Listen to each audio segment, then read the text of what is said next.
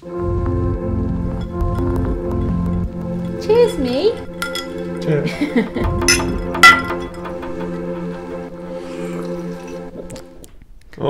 I had a huge number of people in my family that always believed and spoke about paranormal, the unknown. They asked questions about things we will never know about until we die. We just found it like interesting. My nan used to see things and get told by like so many people she had some sort of gift, and none of those people knew each other. They just randomly used to tell my nan this, but she never worked on that gift or anything. From what I've known, people in my family who I've never met, like people who are long gone now, but they had like crystal balls and tarot cards and Ouija boards and all sorts in their house. So like it's obviously on my mum's side, it's everywhere, like in history, as well as like what I know now with my immediate family. But my dad's side is like some do, some don't. As someone who is closer somewhat to my mum's side of the family, I feel like I probably maybe sided to that point of view a little bit more because it felt more natural. Yeah, and interesting as well. Like to me, it felt a lot more interesting than just saying, you know, when you die, that's about it, really. It made more sense, I think is what I'm trying to say. Okay. Like that sounded more like common knowledge, even though it's not. It sounded like it could have been. But then hearing like what my dad might say or someone in his family might say, I was like, what makes you say that? Like I questioned someone who didn't believe more than I did someone who did, which I think says a lot. So that's basically you saying that you weren't satisfied with the general view of like nothing really happens, so you were enticed by the thought of there's more to it. I guess, well, it was more the other way around, because I grew up knowing there was something out there, and then when I realised other people didn't believe that, I was like, what makes you say that? You're going against what I think is the truth because I've grown up being told that, or seeing it in films or watching TV shows where they like talk about it or whatever. So when I met people at school or like people in my family, they were saying it's not that. Suddenly I'm like, what's your reasons for that? Yeah, it's a strange concept to me. My family, well, I mean, some of my family are a little bit religious, but not much, and they don't like cram it down in your beliefs and stuff, so they didn't make me follow church and stuff like that, you know? Right. I've always been free to make up my own mind. I'm more a believer of what I see and what I actually can trust in being true. To question the reason why people don't believe that, like, it doesn't really make sense to me. I might have come across like that, but it wasn't ever crammed. Like you said, I didn't grow up with this information being like crammed into me. No one ever sat me down and said this is the way it is. It was just being in an environment where people believed in that way. And also I had people in my mum's side of the family who were like Catholic and really religious, so hearing of anything like this, they would be like that wasn't good. It was the demon inside you. You need to get it out. So like it wasn't preached in the sense of like if you don't believe you're not welcome in this family. There was more talk about it in my family, because then I spoke to my friends who didn't really talk about that with their mum and dad and stuff. They were like, what do you mean you talk about the dead with your mum? That's weird. But it wasn't weird to me. We just like to chat about that kind of stuff, so then it made me as a kid think about it earlier, whereas most people think about it in their teens or whatever. God, for instance, like that was never even brought up in a way where it was like right and wrong. It's just like information gets put out there as a kid and then you decide what to do with it. Has there ever been a time where it's like tested your belief? The only things that have happened in my life which have made me want to change my mind about it and want to believe more is when I've lost family members. I've obviously had the thought of nothing happens, but there's a part of us that still I almost like cheer myself up by kind of almost like temporarily like selectively believing at that time that there must be something more to it, and just that very specific bit that that person's going to heaven, nothing else really matters apart from that person, because you care about that person so much. You don't want the kind of thought running through your head of like that's it for them, you're never going to see or hear from them for the rest like ever again, which is, it's a sad thought. It's so weird that you said that, because in the same way, that's been the moments where I've questioned it myself the other way, because I've had loads of relatives in my family die, and it wasn't until more and more just started dying, you start thinking, where are they going? Like, you have to pick what type of funeral they have. Like, is it a spiritual one, or is it like one where they just say, you know, that was it, they had a great life, like that, the end. There's often a lot of talk when someone dies about like what someone believed in when they were living, and then you start thinking, but a spiritual funeral just sounds nicer, like you were saying. It's nicer to say they're going somewhere better and they're going to be happy. And so then you start thinking, are we just doing a spiritual funeral because it sounds nicer? I think to make it nicer for us. Yeah, and then people say to me like, oh, don't worry, they're happy now, like they have a nice place to go, and you know, and then that's coming from someone I know doesn't usually believe. So then I'm thinking, hold on, are we just, like you said, selectively choosing to believe in this to make ourselves feel better? Like, is heaven, the concept of heaven, a comfort blanket? I feel as if like a lot of people do want to believe in heaven, otherwise you're kind of living in fear almost, like you don't want to accept that there might not be a heaven. Yeah. So that's why I feel as if when you find people who are religious, who do believe in afterlife and things like that, maybe not even religious but do believe in something more, they're quite passionate about it, and when you talk to them about there maybe not being something afterwards, they almost come across as if they're offended about it, and they get angry or upset to the fact that you're saying that it might not be a thing. All of their relatives who've passed away might not be anywhere, and they might not go anywhere. It's quite a touchy subject for some people, I suppose. I find that weird. Like, to me, it might not be the case, but to me it sounds like someone who's not sure themselves. So when it's questioned by someone else, they're like, rah, rah, rah. Like, it is this way actually, and getting annoyed as if you're trying to like persuade yourself, really, because the way I see it is, even when I'm talking to someone about like an experience with a Ouija board or like a ghost hunt or something I've seen or felt once, I always start it with like, I know this probably might sound a bit like woo crazy to you kind of thing, but this is what I felt, this is what I think, blah blah, because both sides are very valid. I mean, there's people who can see things and maybe they've experienced stuff that really give them like solid proof in their mind, but you can't like knock down one other person's opinion if their statements make sense. If anything, that pushes them further away. If I just start telling them all this stuff that I've experienced, they're gonna be like, okay, like a bit overwhelming.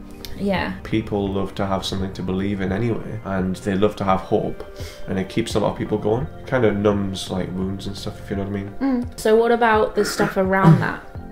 I don't think everyone who believes in heaven believes that you come back to earth, is what I'm trying to say. So there's different layers of what people believe in for certain reasons. Definitely. Okay. I think a lot of people believe in the same concept that there is a better place where we move to after we die. So why do some people believe further into it and start researching and trying to open themselves to more knowledge to do with the afterlife, such as why we come back down to earth, like having multiple lives, having guardian angels, having all sorts, like what's the stepping stone, like what makes someone go, there must be more than just heaven? I think it's purpose. I think because of the stuff that you've told me about. Well, I mean, you kind of believe in it, don't you? If you go to heaven, you come back in another life and you get kind of reincarnated, reborn as someone else, because you still have a purpose on the earth. Yeah. Then what would happen after that? I think that we all have like multiple things we need to do and learn and achieve to become the best kind of person we can. So you think the ultimate end is we've achieved everything we need to become like a pure form? Angels were people who were just like us, who just existed in this earthly... Who've already been on this path and moved on. So we come back enough times to grow and achieve all the things that we want to. As a spirit. In a different body. So with the same spirit, but we come to the earth in a different body. Yeah. Okay. Everyone needs to grow and learn and develop, and everyone's on their own little journey, and sometimes the best that someone's doing isn't necessarily the greatest, but that's what they need to learn. So I think before you come back to earth, when you're in spirit, you have like a set of things that you need to work on. So you might know in this life, I'm not very good at that, that's something I get afraid of, or like you have a weird fear, or like something makes you uncomfortable and you have no idea why. People believe that's, you know, something from a last life that you developed, or like you need to get over eventually. But when you're in spirit, you, I don't want to say judge, it sounds a bit harsh, but you see your life that you had recently for what it is. Review it. Yeah, you review what you achieved, what you did and what you didn't, and what you need to work on, and each time like you have a reason to come back, and it is sort of set in stone, but it's not. Like you might have certain things that you want to achieve, you know, that needs to happen to me in order for my fear to go or whatever, but it won't necessarily be set in stone on how that happens. Were you kind of taught this, or did you come up with the concept through your own experiences? There's multiple, so I don't even know where to begin. But you feel as if you've had life experiences that have made you come to believe more that that probably is the case. Basically, things make more sense to me when I see them as a reason and a purpose for it happening. Sure, it makes me feel better, which you're saying, comfort blanket, but it also just, it makes more sense in my head. Like, it's like a mixture of what I feel like in my head seems right, and also what I've like looked up online, what I've read, like stories about people experiencing like past life visions and stuff, and the fact that we all are here for our own little reasons. And I find that bizarre as well, because we're all human. Why are we not having the same reason? We all have this mission, and I just think that's really interesting, and I wonder why doesn't everything seem right in our heads same as everybody else? So you don't necessarily believe in we as a whole are all here for one purpose. What you believe is each individual person is here to accomplish a specific set of things. No, it's both though, because we're all here to find out a purpose. Okay. So what our purpose is depends on what we're here to do. So you believe the meaning of life is for your soul to experience these things, to be accepted and to be accomplished in certain areas, to be more pure kind of form who has done all this. And what happens after that? They become angels? Eventually. For the rest of eternity, they're basically helping and guiding. Angels is one thing I've never really looked. I don't know much about what I believe in them, because other than knowing a few people that have seen an angel, I can't speak much because I don't have much to say about it, and I don't want to make stuff up just for the sake of sounding like it makes sense. I say angels, they can just be like guides, like spirit guides that have enough knowledge from like the earthly plane. But I don't know what their sole purpose is. Like that, we could go further and further into that. But do you know what angels look like? Have people told you what they saw? What they saw specifically?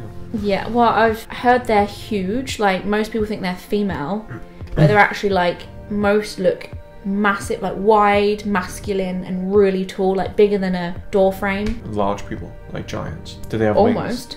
I think, well, I've heard they do. I don't know. Okay. And I've heard this from people that didn't believe in angels before. So that's also interesting. Okay. The fact that they haven't put this idea of an angel in their head and gone, yeah, I've seen an angel. I haven't had any experiences to make us believe that anything would happen after we die. What would make you believe? Probably, I know it sounds extreme, but to see it for myself. Well, that's not extreme, because everything else we've got to see to believe, so. Yeah, but that's like, it's like hard evidence, if you know what I mean. Like, we need to see something solid, yeah, to know that it's true, and that's what I'm all about, really. So what about if something moved on its own? What if something in the room moved? Like if we were sat here and that microphone just lifted up while we were talking about if it's sort of floating in the air, then I'd feel like there's something more to the world and life than we know, but I wouldn't put that down to spirits lifting it up. Damn, you're such a scientist. No, I feel like if something moved and you said, oh, there's a spirit, there's someone here with us, that's just jumping to conclusions instead of thinking of what else it could be. I mean, from that we can take that there's some form of energy that's making the microphone lift up.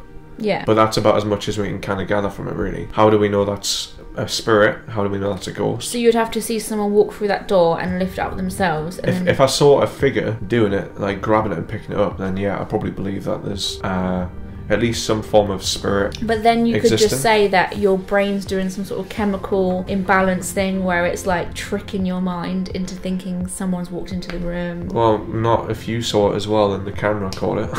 That would be amazing. There's every possibility that it is just our mind playing tricks with us, but at the same time, whether it's something we've ate or drank or something there. So if you met a stranger on the street and she was like, I need to talk to you, like I will give you a free reading, sit down with me right now. Right. She sat you down and was like listing off family members' names, maybe memories from your childhood, memories from school, kids' names from your old school, old teachers that you had, weird stuff that you did as a kid, like in your room by yourself. What would you take from that? The first thing I would think of is she's somehow got hold of this information. For what gain though? You're not taking her money. Oh, she's potentially somehow reading my mind. So you class mind reading as more believable than the afterlife? It's kind of somewhat in the same boat. We've used the Ouija board as a family quite a few times. And my mum started off using them because she was part of like a a psychic circle, and they help you develop on skills and stuff. She had done a few sessions there, and her dad started coming through quite a lot, and it became quite a common thing every time they done the Ouija board. He came through, and his name was Harry. It was always about them lot, and then Harry kept coming through, and no one was claiming him. And my mum had never heard from her, like anyone through anything before. This was very early days. Anyway, he had a nickname. So this nickname, we like keeping secret, because when we do the Ouija board, that's our little code, like code name. We started doing the Ouija board like as a family in the house, safely. That code name always comes through. That just, I don't understand that. Before we scattered his ashes, he used to always spell out ashes, ashes, ashes. And the minute we did, he stopped saying it. Just small things like that. I don't know. Do you know what I think when you say that? What? How many people were at the Ouija board? I think about 6, 7. Okay, so if a name comes through, then it's probably going to be associated with one of those 7 people. It's more a probability thing. Yeah. Than it is an actual spirit trying to reach through to us. The actual act of moving the thing around the Ouija board makes much more sense to me as it being a subconscious kind of movement, because when you actually touch like glass on a board, it moves quite smoothly. Yeah. Unless you're on a really rough surface, it does kind of glide across. Yeah. It's like just your like natural body movements as well can move something slightly, and the next minute like you get carried away. I get that. That's why you've got to be careful with who you do it with, because the more someone wants something to move, it starts moving, and then they're like, and then they start like going nuts. But then explain the nickname. It's not a normal nickname. It's not something someone can guess. It's not a surname. If you're asking for something to come true, you're willing it to happen. And like you said, when you want something to happen so much, your body will almost like do it. But my mum really wasn't on the board. She was the scribe. Right. She was always the scribe, because this was back when she didn't like doing it. She was almost a bit scared. So she didn't even touch the board? No. But is it a word that might be used now and again, or is it? Not on a daily, not on like a weekly either. Right, so it's an unusual word then. Yeah. So it's not likely that a random pick of a word would come out. If the entirety of that is true, and it all literally happened like that, then that is weird. But what you've got to also think is that all these people want things to happen. They are believers in things like this. Right. Then you're going to tell other people, and you might think of it differently to how it actually happened. You bend the truth, because I know what you mean. I went to a very old building that was one of the oldest like spiritualist colleges in the UK, and they were doing an open day, and I was like thrilled. I was like, let's go. And they had loads of like classes on and stuff that you could take part in, and one of the classes whatever was I can't think of the right word for it, but it's basically when someone sits there and they allow themselves to open up to a spirit to come through and use their body to communicate. Oh, trance. People have found some really like intelligent writing from it, like stuff you wouldn't ever, if you did it for example, and you allowed someone to take over, and you came out of all this stuff, and then you switched out and you saw what you'd said, and you'd be like, what? Like, I could not come up with this language, these are words I don't even understand. And then you could Google them and be like, holy shit, they make sense. Like, and she's shouting about the fact she's a native Indian, and she was like really just going nuts, and I was like, and then you can like put your hand up and ask questions, and she was sat there and she was like looking over, and then she was like, you. And then you're like, what's the meaning of life? And she's like, rah, rah, rah. And someone actually did ask that, and she was going off about like, our meaning of life is to help other people's meanings. Even someone who believes in it in this modern day wouldn't speak like that, in my opinion, unless they're quite old-fashioned or whatever. It just, I remember just sitting there like, what is happening? I would love to put you in a box and see that happen to you. I would love that. If it happened to me, then I might actually be convinced enough to believe it. But my worry would be that you would block yourself from it, because How would you block yourself off though? Because spiritually, you don't like. It's like meditation. If you don't think meditation is like any point, you're not gonna truly do it properly, are you? Because you're just if I'm taught I have to relax and I have to do this and that, I do it because I want to experience it. Everything we've done so far, where we've done any kind of Ouija board and stuff, I've put everything into it. I've tried to believe there's a ball of energy above me and all this sort of stuff. Yeah. So if I was in that situation, I would go full for it. Would make me believe even more, because if you can do it, I would just fall off my chair. But then there's also the thought of, is it anything to do with hypnosis? But the knowledge, who's telling them these words to spit out again? Well, even you've told me in the past that there's people who've woken up and started speaking a different language that they'd never spoken before. Where does that come from? Or they start, like, they wake up one day, like, you get these illnesses and you start playing piano. Yeah, where does that come from? So I'm open-minded, but I'm open-minded to the point where I'm making sure it's nothing else. Yeah. Who do you think out of me and you is more likely to see something straight up in front of us, full-blown ghost go, hello? You, purely because you're more susceptible to it in terms of, like, you believe it might be a thing. No, I'm not saying who believes, I'm just saying who's more likely to see something. Neither of us, because it doesn't exist. I've heard the less you believe, the more likely you are to see something. Like bigger... Well, if they exist, then obviously they're trying to get the message to people who don't believe, so more people believe. If you told someone who doesn't believe in anything like that, didn't want to do anything, and have anything to do with it, you wouldn't be able to convince them unless you told them that their relatives are happy and they're in this other place. You have more of a purpose than what you believe you have. That makes people feel a comfort. Do you think people that do believe need to be persuaded that their belief isn't correct? Not necessarily. Because from my point of view, someone could ask me, do you think those that don't believe should believe? Mm-hmm. I don't personally believe that they need to for any reason, even though a lot of other people do, which is what we were saying earlier, people get aggressive about it. But why don't you feel that we need to be reversed? Things like religion and spiritualism and stuff and beliefs and stuff like that give people comfort, and I think that's a big part of the topic that we're talking about. But take comfort away from it a second. So if I forget the comfort side of it, yeah, and just see everyone as people who are just believing in something that doesn't exist, you're saying to me, why don't I try and pull them out of that? Yeah. So they don't kind of waste their time with it in a way. Yeah. Because I feel as if it's not really my place to tell them what to believe in. Unless I was absolutely 100% convinced that it didn't exist. Yeah. Because if you had a point to prove about like some... If I had something that proved to them that it didn't exist, then okay, I would show them it. Which is what it frustrates me when people who are religious or extreme believers in something try to tell me that something is true when they don't know for sure. How do they know for sure? Yeah. It's rare that I ever believe in something so much that it's 100% true. Every situation I always weigh up the different options, the different things that might be true. So and like I always say, don't jump to conclusions, because you never know. So if you don't know for sure, why are you saying they don't exist? You should say, I'm not sure. No, what I said was I don't believe that things exist. In my world, the way I see things right now, that's not how it happens. But you said if you saw someone stood there in front of you, you would go to a default of, it's my brain playing tricks, I've eaten something, something's in the air. Yeah. So you do still sway towards... It's because I try and rationalise what's going on, because like we have understandings of how the world works, how our brain works and stuff. So my way of thinking is it just a form of that playing tricks on us? Is it just a form of something happening in the room that's to do with the air or something like that? In the way that we understand it? Like, I saw a thing that was on the news, it was through like a science article or through like a podcast a while ago. I think there was a man who was sitting in his sitting room and he saw, like, out of nowhere there was this figure in his room just for like a short period of time. Turns out there was a reason that it was there. It wasn't anything to do with a spiritual figure. It was something to do with the electronics in the room.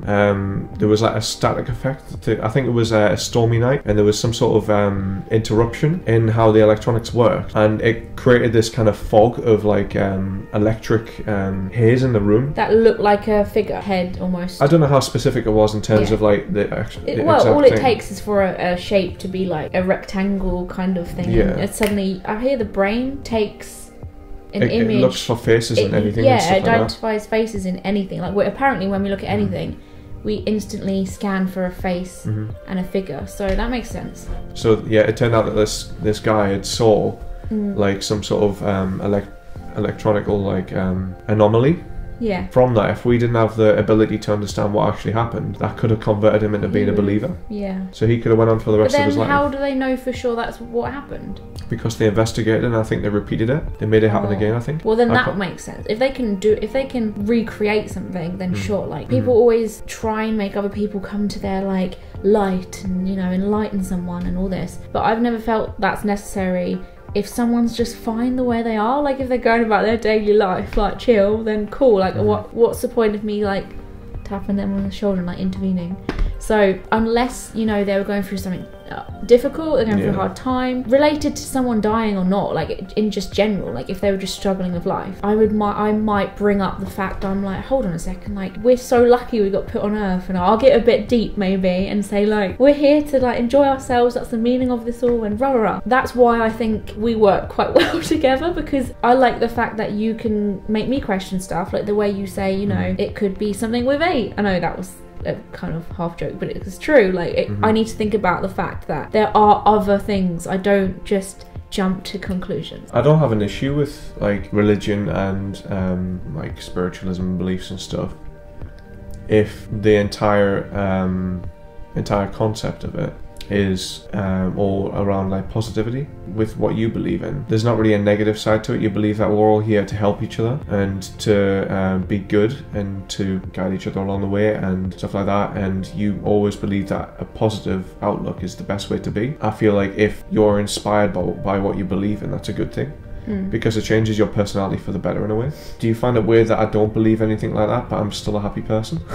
Well, no, because I know that there's a lot of people that think we're here just for the moment, so let's live the life what we can before we end up in the dirt and we're worm food. So that in itself can make you a jolly person, because you think, yeah, I might as well enjoy myself while I'm here. Sounds deeply depressing to me personally. If you were made to believe that what you believe in now is false, and it is true that you're literally just here, this is your life, enjoy it while you can, would you then be more sad and more depressed? It's so much of what I believe, so like to accept that there's nothing more. I would ask myself a lot of the time, what is the point then? Really? Yeah, because I'd be like, I'm just gonna end up dead. I'd be more ruthless. I'd like do more shit. I wouldn't care as much. I'm like, oh, what's the point? Like, I'm gonna be dead soon anyway. I would say that probably all the time. Well, that's why people ask the ultimate question: what's the meaning of life? Well, I would fall back on that and just say, no matter what, spiritualist or not, the meaning of life from both sides are just to enjoy yourself. Yeah. Like, even if you're helping other people, you can still enjoy yourself doing it. Even if you're here just to die in 20 years and it doesn't matter anymore, you're still enjoying it. Like, from both ends. So I think I would just fall back on that, but I would be a little bit more like, well, what's the point? I'm a bit confused. I would be more confused about what the hell we're doing. I'd question why we've been put here a lot more. But you know what's funny? You're saying the meaning of life is to enjoy yourself. Where did you come up with that? Is that just because you feel as if that's what you should do? Or do you believe that that is the meaning of life, to enjoy yourself? When you're happy, when you enjoy yourself, you have a better energy, and I think that's what... Right. That's the meaning of life. Yeah. Because I believe the meaning of life is to survive as a species. Like, my kind of beliefs and stuff are so cold, but I'm so content with it. Okay then, so if I put you in a box with some food and water, and that was your life, and you could survive in that box, would that be a life? It would be a life, but would it be an enjoyable life? Probably not, because I wouldn't be able to do much. But you've got the meaning of life in that very box, which is to survive, so... you should be happy. Obviously you believe in things because you either experience things or you're inspired by other people to believe in it through hearing what they say. Yeah. And like you said, when you hear someone else talking about something, then you choose to believe that. Is it just because you like the idea of it, or is it because it just makes more sense? Or? Just makes more sense. Right. If we're going to go that deep, like when it comes to the good and bad in spirit, people talk about demons and the devil and like the dark side and all this, but I don't close myself off to it because I know it makes sense that with every good there needs to be a bad. I don't like the idea of a demon or like something dark, like spirit being out there. So but that's I do believe it have, because it just makes sense. But I don't want to. So you believe that if there's a good, there has to be a bad because that makes sense? Yeah. Okay, that doesn't make sense to me. I don't. But what's good if there's no bad? Bad kind if of. No good. Yeah, I kind of get what you're saying, but that's just how we understand it here. If there's an afterlife, there doesn't have to be a heaven and a hell. It can all just be heaven. If you get inspired by someone else who has a slightly different belief to you, then you choose to believe that. Is that not you just grasping at the first thing that makes more sense to you and having that as your belief? It's almost like jumping to conclusions in a way. That if someone said to you there was a car crash outside, and then someone said, oh, I think that someone walked out in front of the car and the car swerved and hit that, and then you said, oh, that's what I believe because it makes the more sense. It's kind of like you're grasping at things that you don't know, but you're grasping at it because you like the idea of it and you like the sound of it. Don't we sometimes do that as detectives in a way. Like we look at the situation, we see what's on the floor, we look at the time of day, we take in, you know, how busy the traffic was, where the sun was hitting, little things like that we put into the equation and then say what makes more sense is the sun was in his face, a kid came out, crashed, and makes sense. Evidence is there and it helps.